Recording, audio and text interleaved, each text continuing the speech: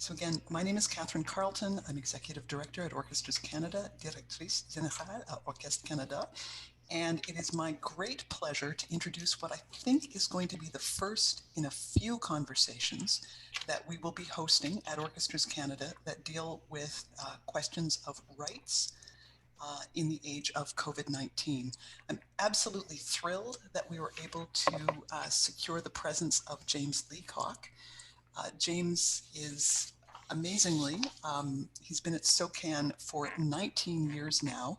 He is now the manager of media in the licensing department at Socan, but he also, in his 19 years at Socan, has significant contact with the concerts department, which is something that us orchestras as groups have had a lot of contact with, also in business development, and in the licensing department. So James has a lot of experience. He knows our sector really well. He knows his organization really well. And I was absolutely delighted that he was willing to join us for today's conversation. As I say, I think this will be a first conversation. I've done some research into the kinds of questions that orchestras are currently asking. And because we're going to be relying on you to use the chat box again in today's call to raise other questions that you want to get responses to. We'll answer as many as we can today. And then we will do some more research and come back to you with more reports and possibly further discussion with James and possibly some of his colleagues. So with no further ado, I'd like to welcome James Leacock and ask him to unmute his line and say a few words. Thanks a lot, Catherine. It's a great intro. Hopefully everybody can hear me all right. And yeah, to echo what Catherine kind of outlined, I've been with Socan for quite a long time and have held a lot of positions there. I'm really excited today to be speaking to all of you. I know this is a very timely issue. We want to keep things flowing musically for all the performers and the creators and everybody out there that's kind of been on pause in this global pandemic. So just to outline, Socan is right there with you. And I'm going to try and answer as many questions as I can. One thing just to note as well is, this has been a fluid situation for us, and as I'm sure it has been for everybody here on the call. So again, I'll try and give the most update information that I have, and let's see if we can, get things moving for everyone. Wonderful. So today's session is organized as a conversation between me and James. We'll be taking really careful notes and we'll be sending out resources following today's call.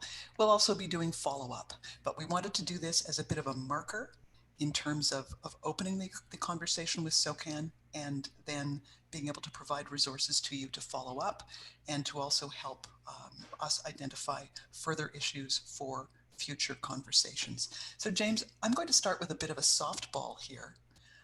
Well, softball, hardball, not quite sure. I assume that your business, like our business, has taken a real hit since mid-March of 2020. How are you doing at Socan? How are you adapting? Thanks, Catherine. It's been challenging at Socan, as again, outside of our organization, everyone's been hit in different ways. For us specifically, I'll just kind of outline the area that I'm in charge of, and then kind of outline where Socan's been kind of, I guess, affected the most. So the area that I work in is media, digital media. We do handle traditional media as well. So radio stations, television stations, the internet. And then there's another area in Socan, which deals with concerts specifically and what we call general licensing. So these are bricks and mortar businesses, municipalities, bars, restaurants, nightclubs.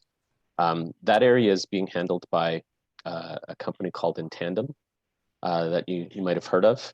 So they're kind of, they're operating separately, still under Socan mandate. So they've been hit the hardest, again, because as you know, concerts have, essentially stopped, as well as, a lot of music and business. People are open for takeout, maybe some small seating, and that's about it. So for the past, 7 or 8 months, that's the area that's been hardest hit.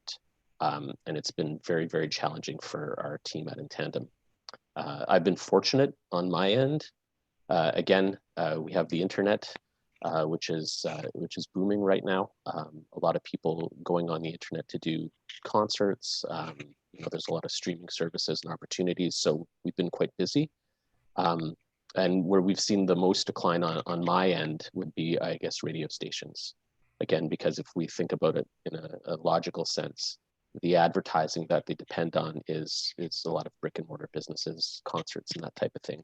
So there's been a trickle down effect. So it's been challenging. We're going to get through.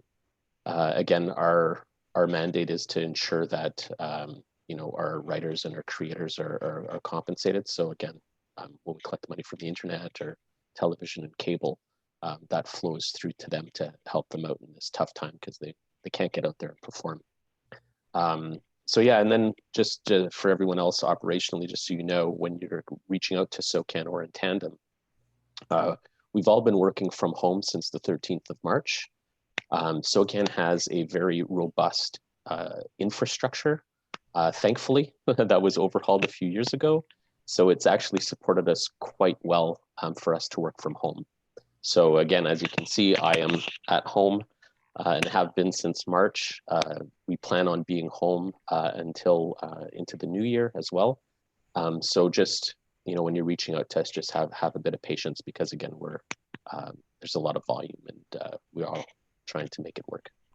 Right, but I will say from our perspective, we've had really good responsiveness from folks at Socan and very much appreciate that.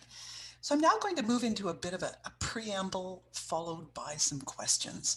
And again, these are based on conversations that I've had with folks across the country, but I think I'll start with the preamble just because I want people to position themselves within this. So pre-COVID, Canadian orchestras typically used one of two tariffs. There's Tariff 4B2, which is called the annual license for orchestras, and that's a flat fee for every concert given, calculated on a sliding scale based on an orchestra's annual budget. And that's something that Orchestras Canada has long been involved in. I think since Socan was born, there's been a consultation and a discussion with Orchestras Canada about Tariff 4B2 and about those rates. Alternatively, there's something called Tariff 4B1, which is the per concert classical music license that's based on a percentage of gross sales, net of taxes from ticket sales, or a percentage of all fees paid to the artist performing for all concerts containing music protected by copyright. So I think those are the tariffs that folks on the call are probably most familiar with. But I want to talk about those. Under these two tariffs, what rights do the fees that orchestras pay to Socan actually cover? The right to give live performances of copyright protected works in concert format only, or more than that? That's a great question. Yeah, one thing to note too about our tariffs, again, I know some people are familiar with them. Again, for those of you not familiar with the non-orchestra tariff, the classical tariff, the 4B1, just a quick kind of note. You'll notice when you look at the tariff, it seems to be a bit antiquated. I believe the approval was in, I want to say 2014. But just note that the way that the Copyright Board works here in Canada is that until there's a new approved tariff, the last period applies. So that works for both 4B2 and for 4B1. So that would explain why the rate chart on the Socan website talks about rates for 2014? Yes, exactly. And so, yeah, and then the process of the Copyright Board is, it's a long process. There's, parties on both sides and that type of stuff. But these tariffs cover you on the Socan side for public performance.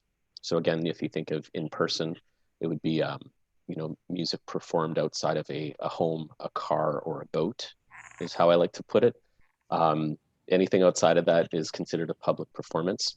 And the other right that those tariffs also cover would be a communication to the public by telecommunication.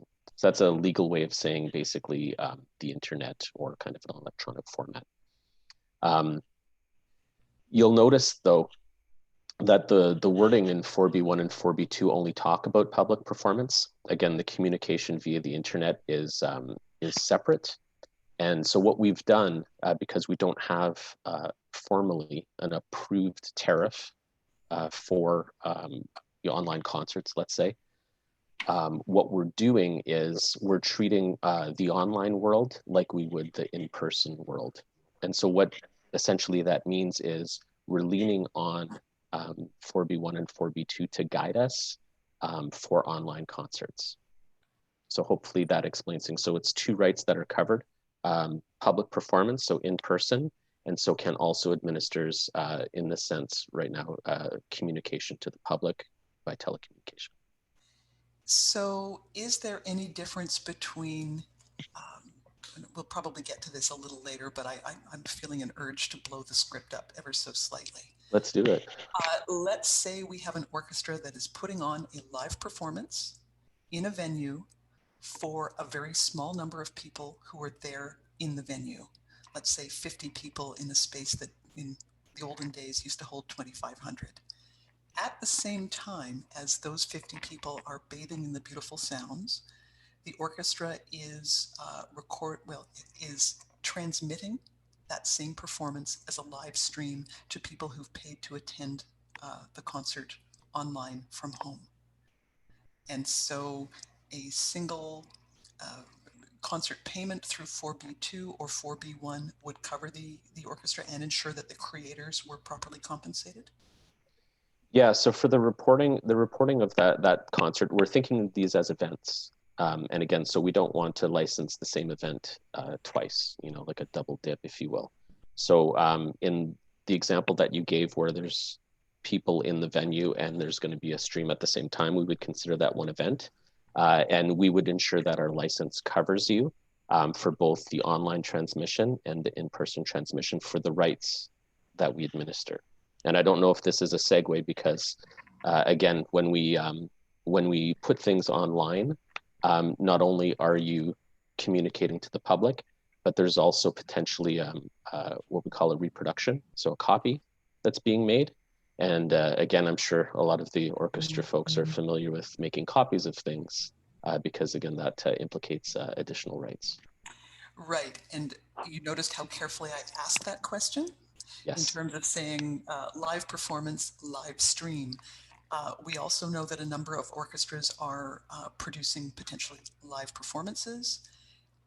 They are recording content from there and making it available for, let's say, a 30-day period following that performance. Mm-hmm. So that's not a live stream, or it's potentially a live stream plus. What's the appropriate licensing for that? That's a great question. So we don't discern between a live streamed live stream concert, or a pre-recorded concert that's being streamed. Again, the rights implicated are the rights implicated. So you have kind of the Socan side, which is the public performance and the communication, and you also have the reproduction and potentially the synchronization right as well. So in both cases, all the rights are implicated. From the Socan side, again, we can help you with the rights that we administer, but it's likely the case that you'll have to go to other publishers or potentially another society to gain additional rights. We can't cover the whole thing for all the rights that you need. Right. Performing rights and communication to the public rights, but not reproduction or sync rights. Those are dealt with potentially by others. Yes, and I say that generally because, again, not to kind of go down too many kind of little rabbit holes, because it's very easy with copyright. And again, maybe some of our Quebec audience will know that Socan acquired a company by the name of Sodrac a few years ago. So for those of you that don't know, Sodrac was a reproduction rights agency that dealt primarily with Francophone publishers and clients. So we do reproduction rights. Again, our market share is very small in Canada, but again, for a lot of Francophone content, we can help administer the reproduction right and the synchronization right. Just a side note. But for the most of it, you'll probably have to go to someone else. Okay. On the topic of Socan related tariffs, though, are there other Socan tariffs that orchestras and other performing groups should be aware of in our new live and streamed hybrid reality? For sure. You'll notice I use the word event a lot. Again, a concert event. So an event that's something that's promoted, perhaps tickets are sold. So we treat those events like concerts. Let's say you were to have, let's say you have an archive of recorded concerts and you decide, we need to have a new revenue stream. We're going to make these, concerts from the past 25, 30 years available on our platform, and we're going to charge a monthly subscription fee. You would need licensing for that from Socan as well, and it does not fall under the 4B1, 4B2. But the rates are essentially similar, and it's a percentage of revenue, and we would license it as audiovisual. Again, there's a couple examples in kind of the real world that I can provide. There's a Stingray-owned company called Kello Concerts. So they operate a concert subscription service. We would license it similar to that. Okay, I've got a great and very pertinent question that's already been popped into the chat. Yeah, there's a few, I saw them. Yeah, absolutely. So the conversation that we've been having about the live and streaming rights, are they the same if you're using Terra 4B1 and Terra 4B2? Is there still that sense of the event and that you gain the rights for performance and for communication of the event, whether it's one tariff or the other? That's correct. What we're doing, and this is maybe kind of a bigger conversation, but what Socan's striving to do to help, again, a lot of the Orchestras Canada members is some of them are currently licensed under a 4B2, which is essentially that sliding scale depending on the orchestra budget. Obviously, this year's been not friendly in that sense, so the economics of it might not work for some orchestras. So what we're offering people to do is to make a choice between either one. So, if you do choose to go under 4B1, that's fine. It will cover the live and the streaming, and again, on a per event basis. So if it's going to be a different type of use where maybe it's a subscription service, or maybe an orchestra would want to sell them transactionally, old concerts to, I don't know, download and keep a copy of. Again, those different types of uses would have to be discussed with us, but we have tariffs that cover that type of use. Okay, another question that's popped into the chat. What about a pre-recorded performance that is viewed on a USB flash drive by schools or long-term care homes? And precision on that one, what if the pre-recorded performance is offered free of charge? Good question. So I'm going to kind of, I'm going to look at it as I talk because it's got a different parts in it. So let's talk about the copy on the USB flash drive. So again, when you're making a copy or a reproduction, again, you have to obtain permission to do that. So again, in the case of some Francophone repertoire that we do represent, we can help with that. Otherwise, you've got to go to the publisher, the rights holder, to clear that. Now, all of a sudden, we're now in a school and a long-term care home. So let's go back to my home, car, boat analogy. So long-term care home, that I don't believe, again, we'd have to kind of do it case by case, but generally we would not license that public performance, right? So you'd only have to take care of the reproduction right. In the case of a school, that's another good one. And it would depend on the province, but very high level, generally school boards do have licenses in place that would cover this type of use if it was part of curriculum. Okay, so to give you an example of something not part of curriculum, so let's say they had, imagine COVID didn't exist for a second, and the parents were invited to an assembly at 7 o'clock at night on a Tuesday, and we're going to watch some orchestra performances for an hour, donations and lemonade or whatever. Something like that would not be covered generally under their school board agreements. And the schools are very familiar with this. So that's a great question because it's got a bunch of different chunks. But again, home, car, boat, and reproductions, you got to kind of juggle it in there. Okay, and I think there's also another question about if the pre-recorded performance is offered free of charge to its audience. Does not matter. It doesn't matter if there's still licenses that could be implicated. It doesn't matter if they're charged for or not. Okay, I want to go back to something that you said earlier, which is about the suggestion that orchestras should take a look at their, what they're currently making available publicly, and their finances, and their desire to ensure that creators are appropriately compensated, and that there is an ability for an orchestra to just to ask to make a move from 4B2, if that was the license they were using previously, to 4B1. How do they do that, James? Who do they talk to? What's the protocol here? Great question. So again, I'd mentioned briefly in tandem, and a lot of the folks on the line are probably familiar with in tandem. Many of them might even have perhaps an account manager that helps them out on the Socan side. So they can always reach out to the person that they reach out to normally at in tandem. That's fine. They're very well versed in the conversation that I'm having today.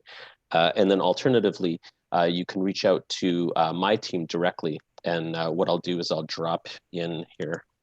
I'll be a bit all techy eyes here.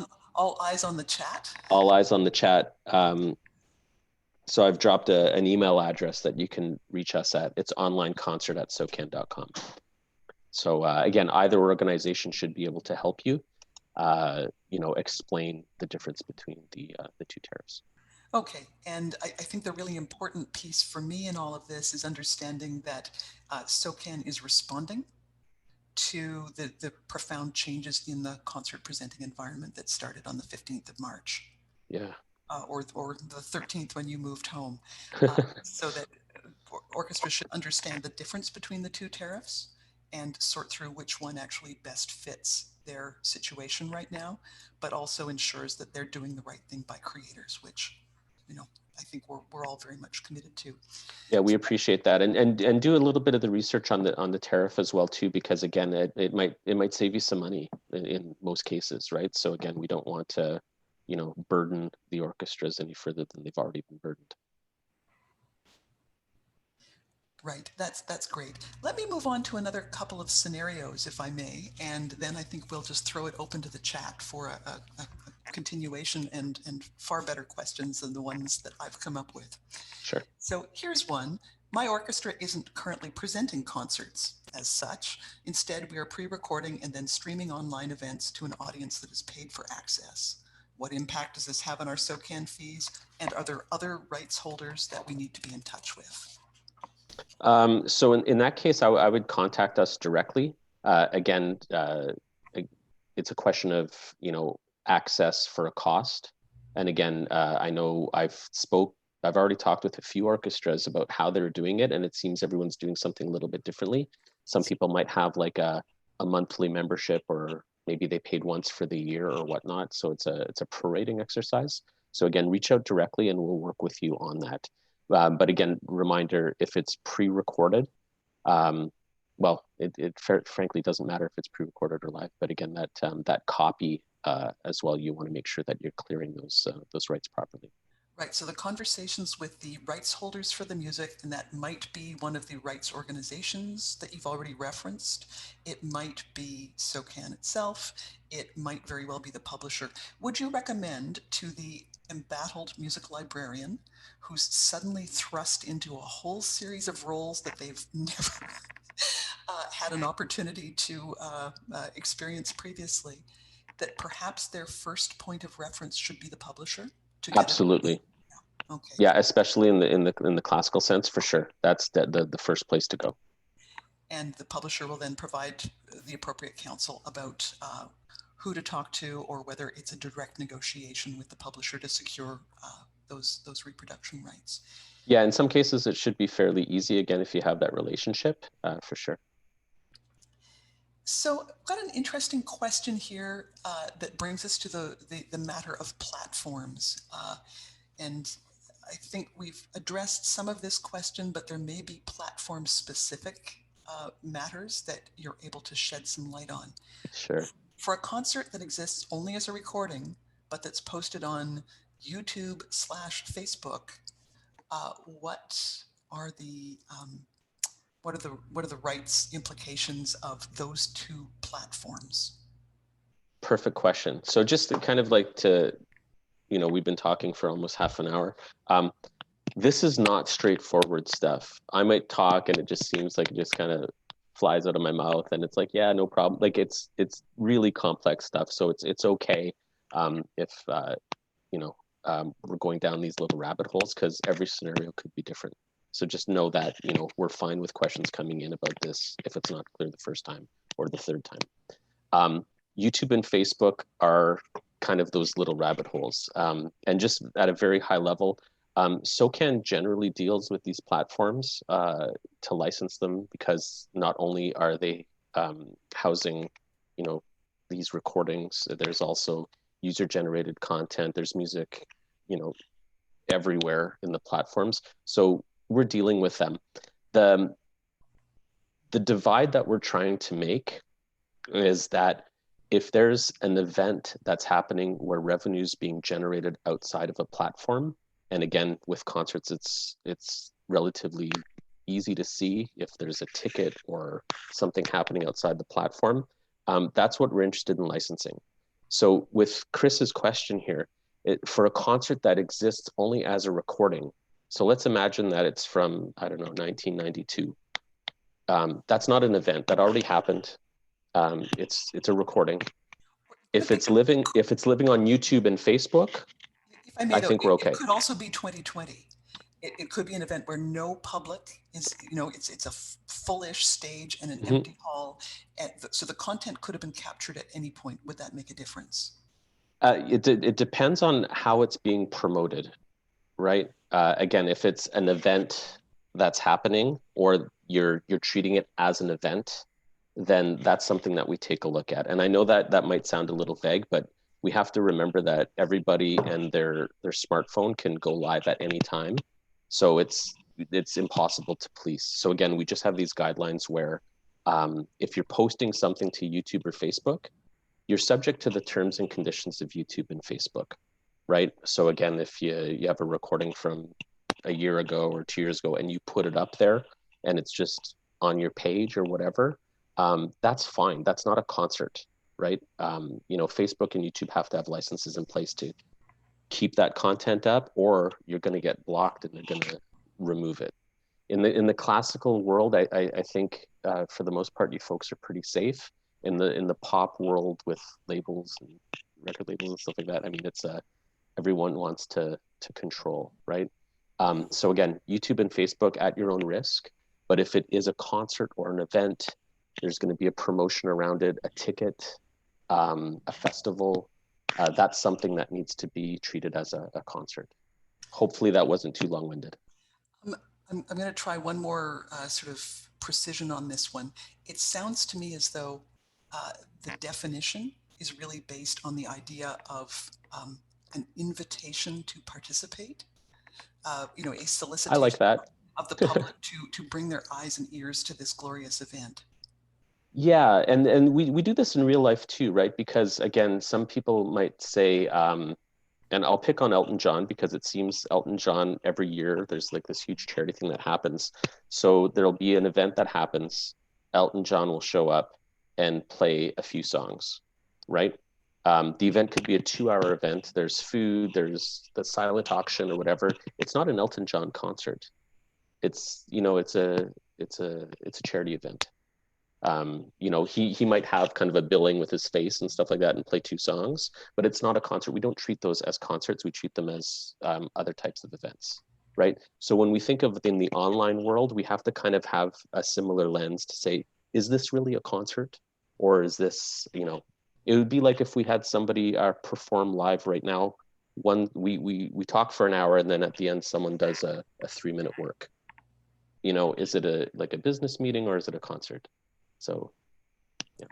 Okay, so again, the question about promotion seems to be a really important one to be clear on. Yeah, and absolutely. To clarify in discussions with folks at Socan.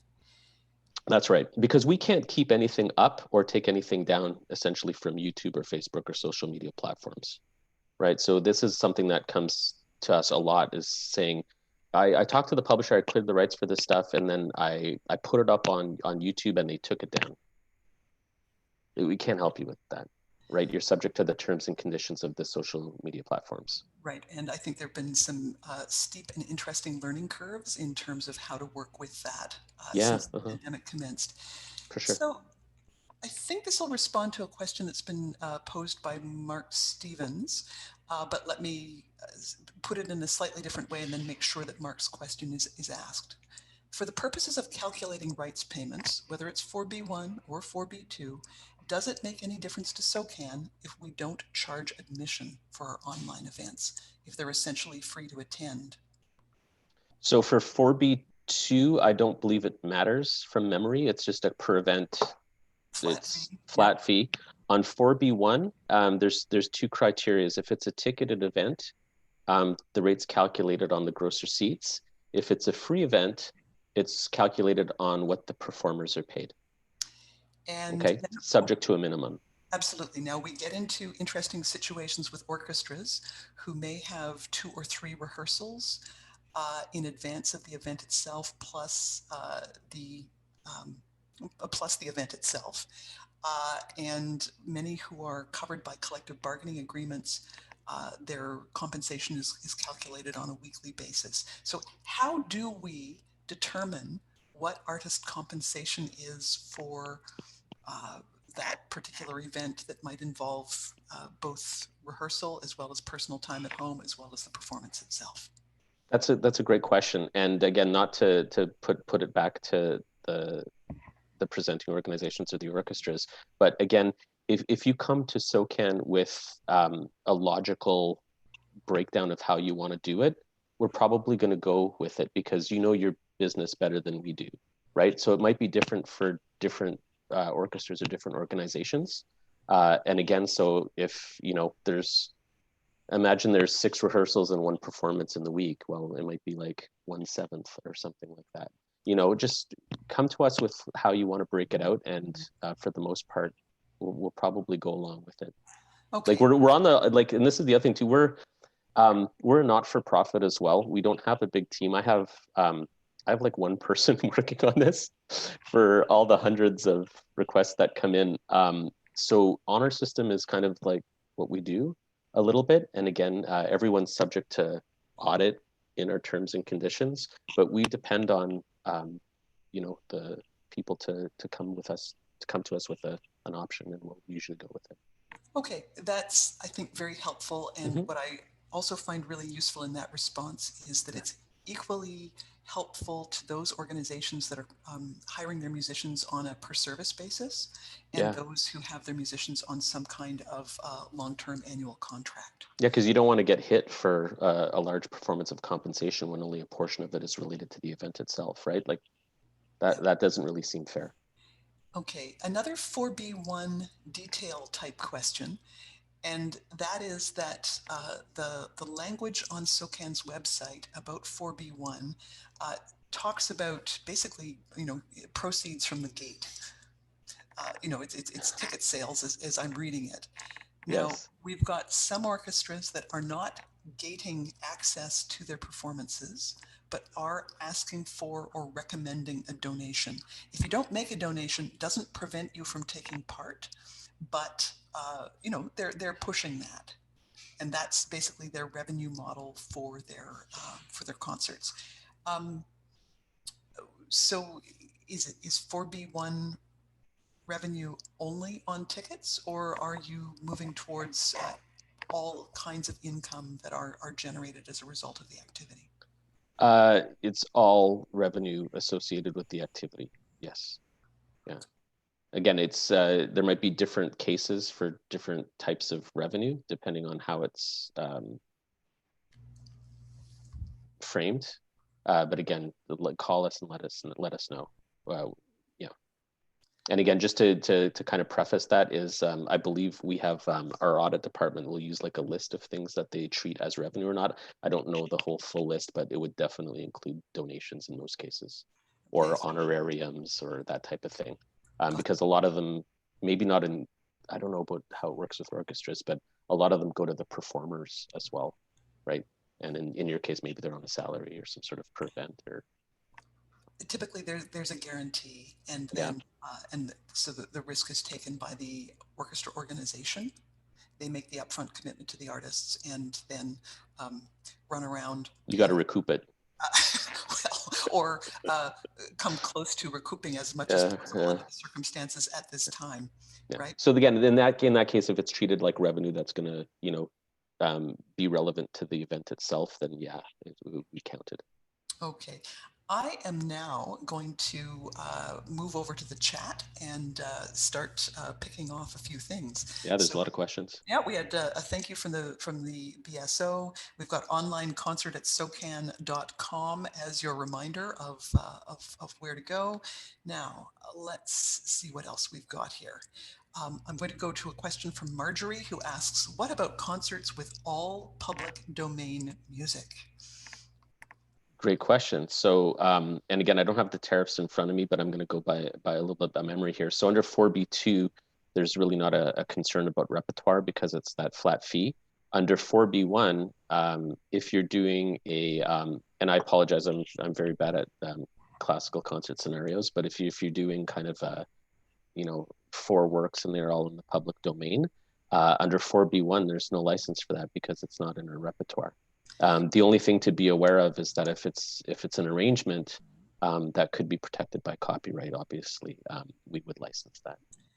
Right. So again, it depends on which tariff you're using. 4B2 is a flat fee payable for every single concert that you do. 4B1 is dependent on the repertoire, and James has underlined the fact that even though you think that work by Beethoven that you're doing is in the public domain, if it's been arranged, there's a possibility that the arrangement is protected by copyright. So double check and work closely with your librarian on this. And if you're the librarian, we should send you a pound of coffee because this is, your workload A lot of extra work. has just grown. Okay, Mark Stevens has just reminded us that takedowns and blocks take place on YouTube and Facebook on a regular basis because Facebook's bots can't distinguish between youth orchestras and Berlin Philharmonic. It is a major issue. That's terrible. The one thing that we've learned about this is that a very quick response when Facebook, for example, files an objection can get your query moved up beyond the bots to a live person who can resolve the situation. But certainly, I'm thinking about a friend of mine who's a grade 7 orchestra conductor in a school who had their Facebook performance of something taken down, and they needed to address this with Facebook, who had confused them with the Philadelphia Orchestra. Yeah, these platforms just I work with a lot of them and they do a lot of good work, but they struggle on data issues like this, which is mind-blowing. Yeah. Well, I think the important thing to note perhaps is that bots don't have ears.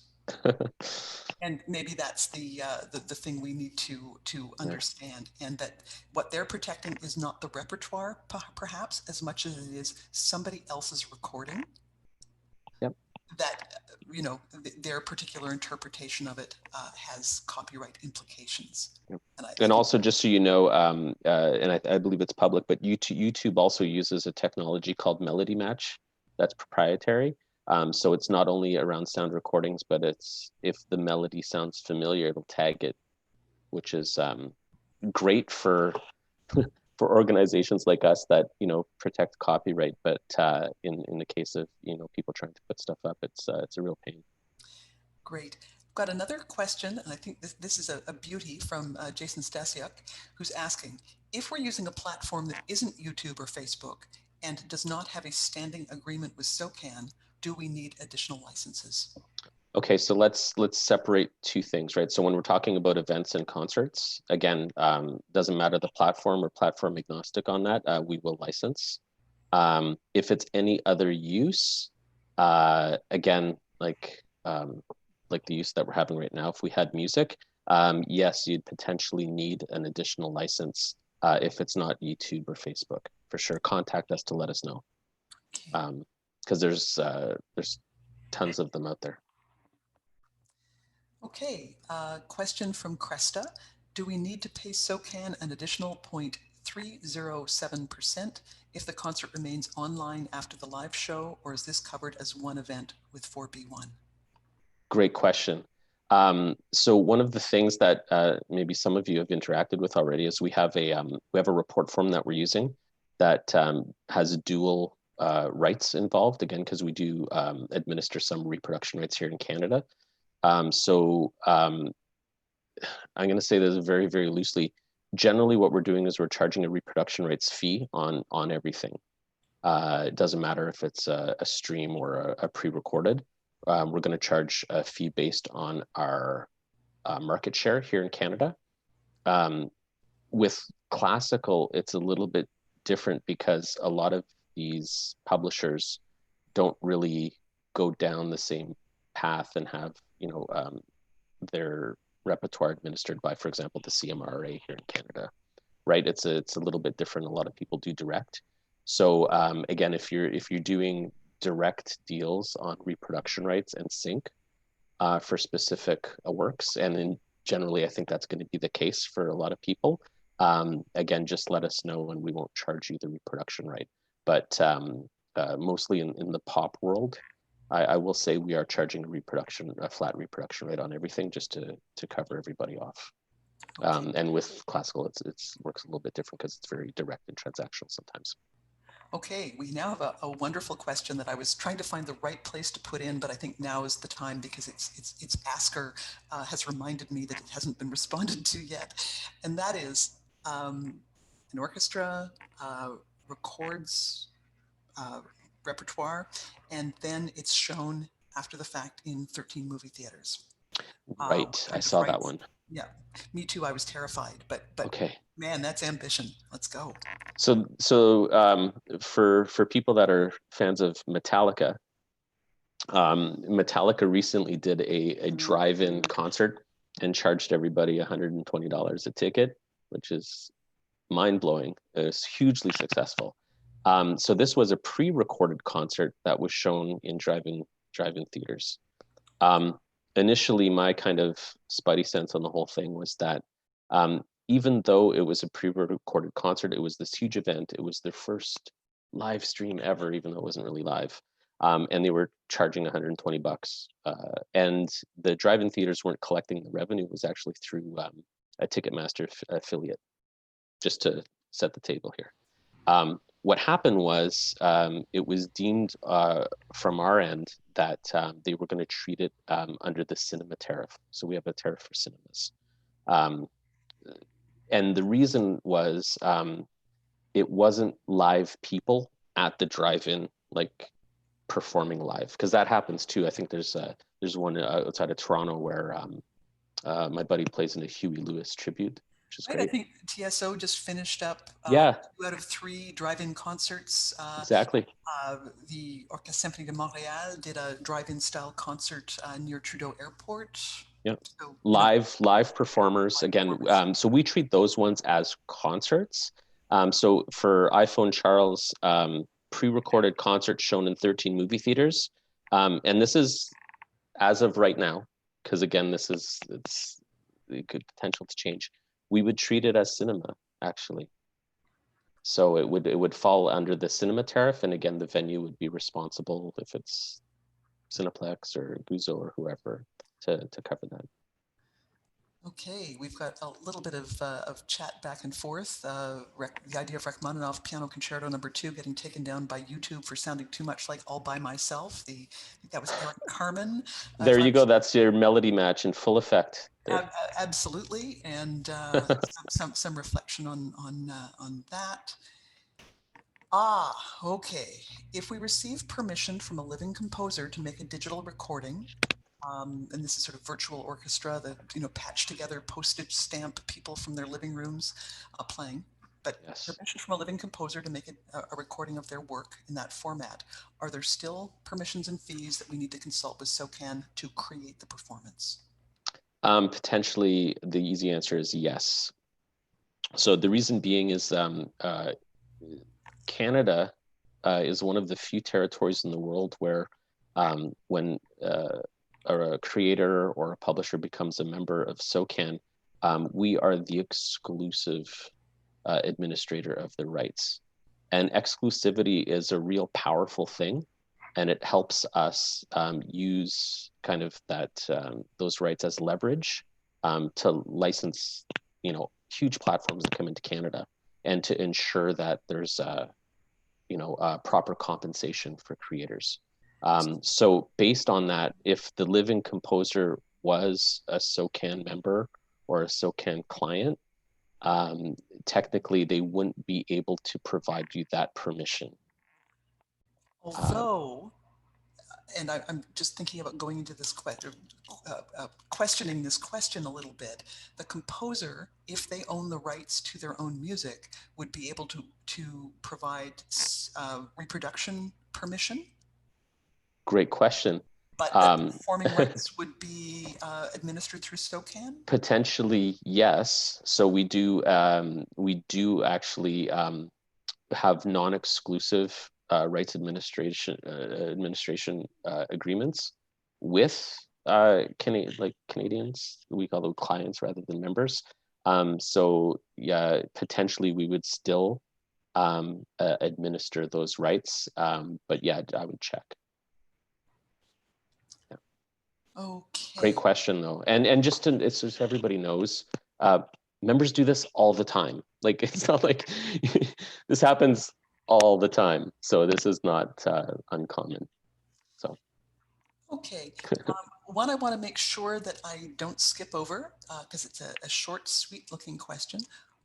For a program that's selected completely from repertoire from the public domain, should orchestras still contact the publisher for reproduction rights? Yeah, yes, I would say yes. It's always good just in case. I think yes.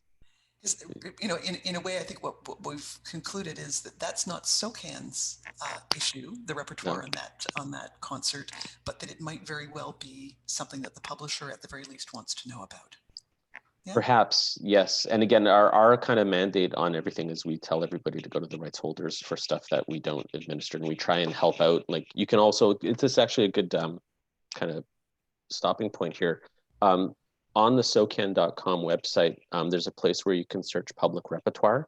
And this is kind of like a wide open statement for everybody. We don't list phone numbers and addresses for all these rights holders. Again, we just kind of give the name and the share that they might have if you can find the arrangement or the work in there. So yeah, contact us for a lot of stuff, but don't contact us for phone numbers because we just can't give that stuff out. And again, the classical folks are usually, again, you're getting sheet music and you're very good at the exploratory part.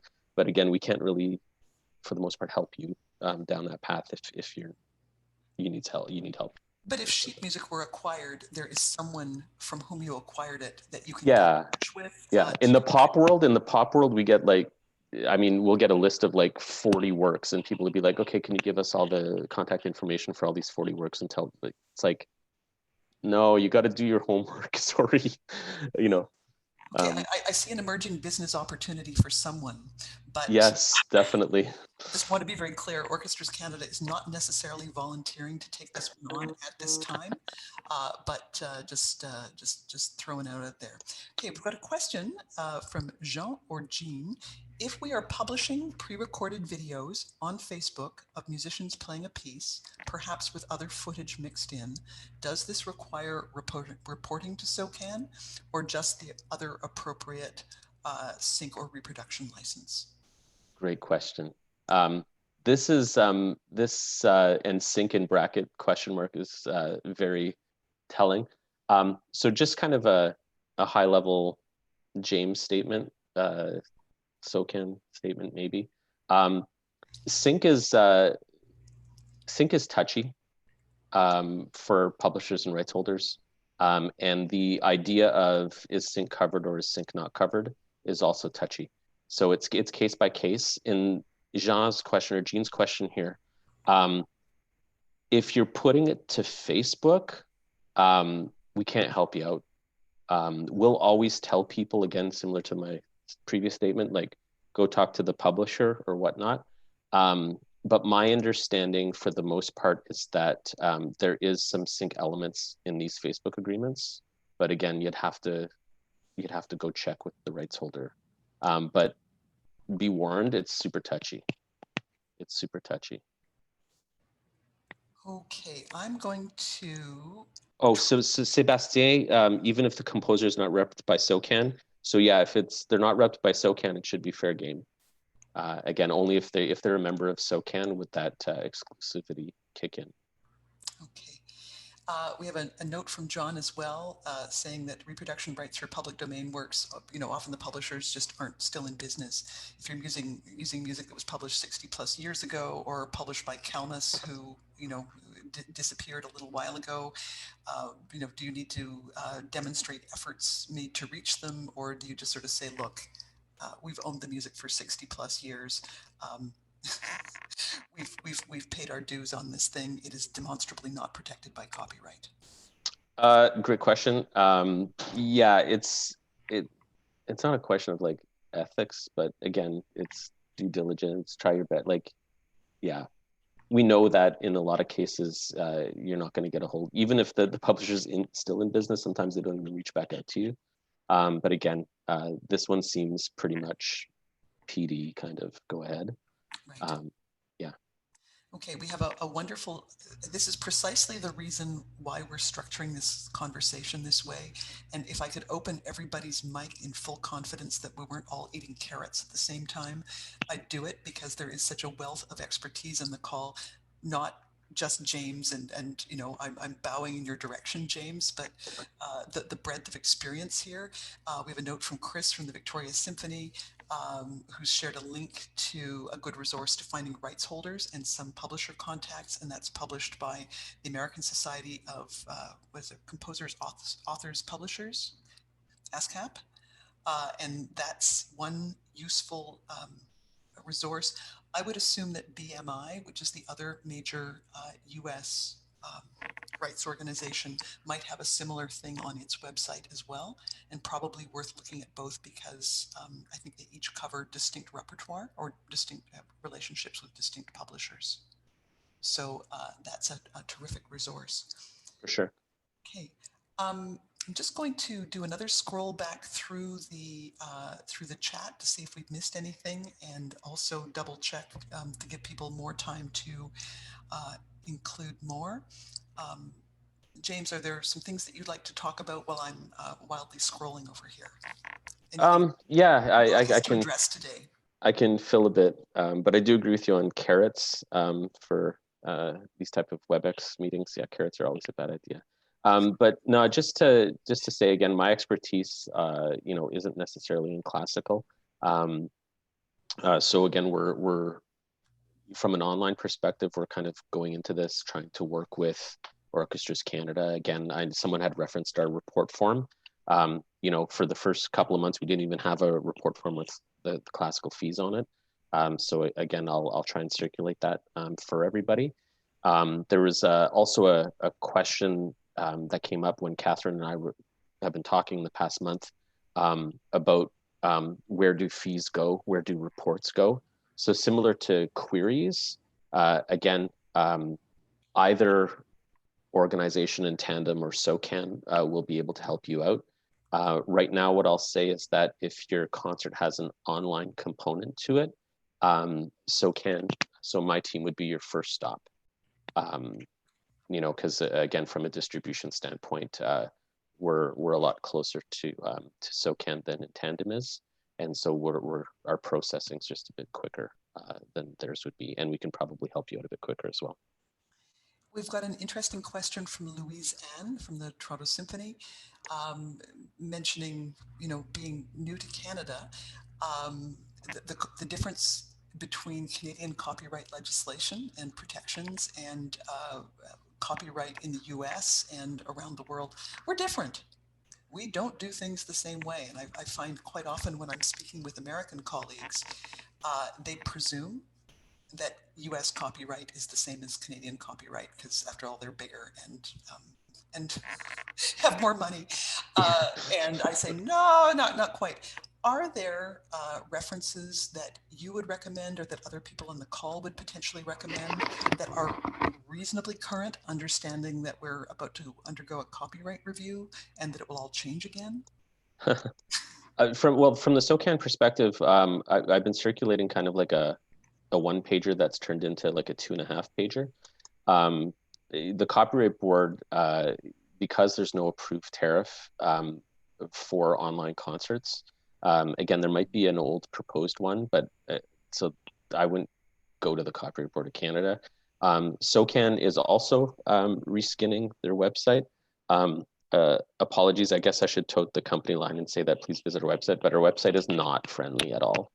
And apologies for that. So we're going to be having a new website that's hopefully going to launch in the next few months. There's going to be a page dedicated to this type of stuff. But in the meantime, I could circulate again that 2.5 pager so that everyone can, at least have a formal document. James, if you're willing to share it with me and Boran, we will make sure that it gets into the hands of everyone on today's call and anyone who is interested in the topic. I've also been challenged by someone who has sent me a private message. They would like to hear me say the word Urheberrechtsgesetzbuch. How is that? I'm looking for comments on my German. Sounded good to me. Well, I did my best, and thank you for that encouragement. I've also pasted in something from Industry Canada that purports to be a guide to copyright in Canada. One of the things that, James, I'm sure you're completely on top of and that we are keeping an eye on here at OC is that with the signing of the new NAFTA agreement, however it is that you want, whether you want to call it Azumska or however it is that we'll pronounce that, there was a harmonization of the terms for copyright protection. In Canada, for the longest time, it's been death plus 50 years. And my understanding is that will be changing over the coming months, years, as the transition takes place to death plus 70. So that will have an impact, and that will be harmonized with the US and Mexico copyright terms. So that's just something to keep an eye on. I don't believe that the changes have happened yet, but they are definitely on their way. For sure. So that's something else, because there's the Copyright Act, and the fact that a copyright review is, I think, now overdue at the federal level, but then there's also the impact of the free trade agreement. And we've had another question about that I am not competent to respond to. James, you've been magnificent so far. I'm wondering if we can throw one more at you. Sure. Will the change in copyright coverage impact music that has been in the public domain, that 20 years, or are we looking at some kind of grandfathering provision for the 20 years of repertoire? Do you know that, or is that something we can keep an eye on? I have no idea, but what I'll do is I'll float that to our legal counsel, and I'll see what they get back to, and I can pass it through Catherine. Fantastic. So as a way of sort of summing up what we've done today, as I said at the beginning, we wanted to schedule or sort of put this together as a discussion in a way to help identify the issues that are most on your minds, rather than presuming that we knew all the questions that you wanted to have asked. So we are very light on the PowerPoint slides, but what we are doing is listening very closely. We are recording this session, and it will be available for people to listen to after if you only caught half of this or want to share it with others on your team. We're also taking notes, and we'll produce kind of a highlights of the questions and answers that have been provided today. Additionally, James will be providing us with that 2.5 page sort of summary of things. I can do a bit more research into the copyright guides because I've got a couple sitting on my bedside table. that have been highly recommended to me, and that I use them when I really need to fall asleep. But they are terrific books, and I think do a good job of explaining the roots and the application of Canadian copyright legislation as we now know it. Tying into Canadian copyright, because I think there's maybe one thing that we might have missed, and apologies for that, is when we're thinking about ticketed concerts in Canada from an in-person perspective, again, the rule is kind of the place where the concert happens. In the online world, again, you have to be really cognizant as to who's going to be viewing your online concert. And that just means that Socan can only cover you for Canada, and we can't cover you outside of Canada if you're not geo-blocking your concert. So I don't know if this is kind of like a big thing at the end that where everyone's gonna have questions, but you can always just message me directly.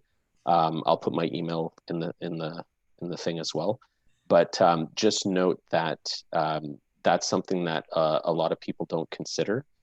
So when you're getting your additional rights from those publishers, again, ask about territory, because from our perspective, when you're recording your ticket sales or calculating based on performer fee, we have to put that through a Canadian lens. So it's only Canadian tickets sold, and it's only Canadian audience that we're interested in if you can get that data.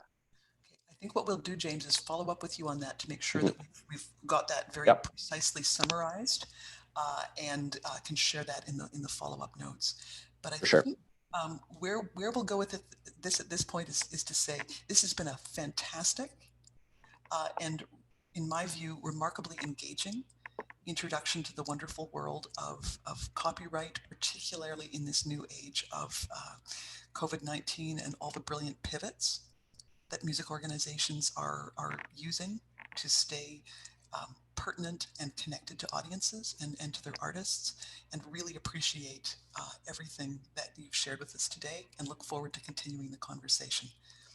Well, thank you for having me. It's been great. Generous gift, and I feel like we've really lucked into this conversation today. Thank you so much.